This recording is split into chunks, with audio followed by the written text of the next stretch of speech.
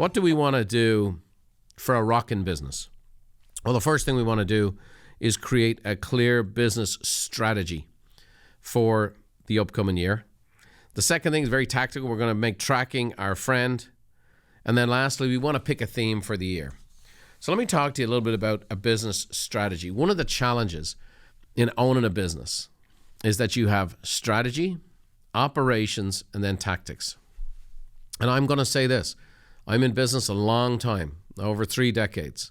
And I can tell you that for much of my career, I would often let the annoying tactic or the stuck operation block out the strategy. And so first and foremost, an idea is not a strategy. If you're an entrepreneur, we love ideas. We get energized by ideas. We get fueled by ideas. We also allow our ideas to be, this is going to be the big break, or this will take away the pain, or this will change things forever. And I've seen people idea themselves into bankruptcy. So the first thing I want to tell you is that an idea is not a strategy. An idea is an idea. And good ideas get better over time. They have to be worked through, thought through, planned through, strategized through. And then when there's great conviction there, you go for it. You go for it. And that's what an entrepreneur has to do, has to make the call. But for me, put it into a strategy. Put it into a strategy so it's like, okay, first quarter, second quarter, third year, 3 years down the line, 5 years down the line, where does this bring me to? The operations are the details, the process, the people. And the bigger the team you have, and we have hundreds of them at Buffini & Company, great people, all working hard, but sometimes the operations absolutely clouds out the strategy. Oh, but that's not how we've done it. But we've always done it this way. You know, Brian, you said it 10 years ago, we needed to do it this way, and we're still doing it that way because you said so. And what happens is people find their identity and their comfort in having their job.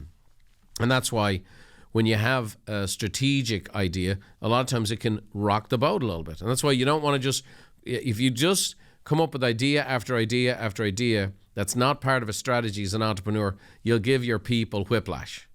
You can also give your customers whiplash. You can also have whiplash of the market. So now you're just running around with a chicken with your head cut off. And that's fear-based idea hawking is what it's called. And so what you want to have is a strategy, okay? And so a strategy is actually, it's not nearly as sophisticated as people make it out to be. It's a set of goals.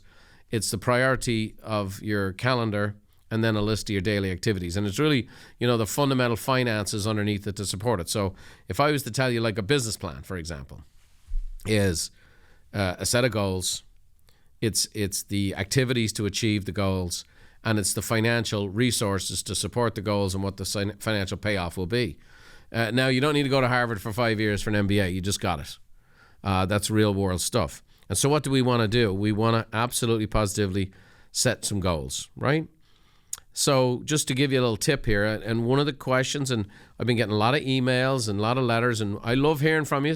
So please continue to reach out to us. You can reach me through itsagoodlife.com. And if you want to, ask a question or reach out, just let us know. We'd love to hear from you. But a lot of questions I've been getting have been, how do I make as much as I did last year? And I will say to you, that's a scary goal. That's a scary goal. And I know the market's changed. And for some of you, if you're in the real estate and lending business, right, that's especially a concern because the Fed has raised rates specifically to cool down the market and cool down the market first and foremost in the real estate industry. Because that's where most people's wealth is. It's where the wealth effect is felt the most. And so it's also 16% of the whole economy. So people are saying to me, how do I make the same money as I made last year? And so I'm just going to challenge you. It might not be what you want to hear, but this is what a good coach will do, is inflation. Now we have it, inflation has come down from 8.5% to 7.1%. And so not exactly worth throwing a parade over that, but thank God it's moving in the right direction. So 7.1% will make you go broke slower than 8.5%, right? So it's a hole in the bucket. What it means is you have 7% inflation, your goal for growth should be at least 10%, minimum. And that's just to cover the taxation. So if you go 10% growth and pay the extra taxes because you grew your revenues more, now that's kind of how you stay put. So if you want to stay put, you got to grow your revenue by 10%, right? And there's only, Three ways to do it. You increase your sales, you increase your prices, or you reduce expenses. And I just caution people, because fear allows us to get scared and cut expenses. And the next thing you know, we're cutting the expenses that produce the income. Thanks for watching.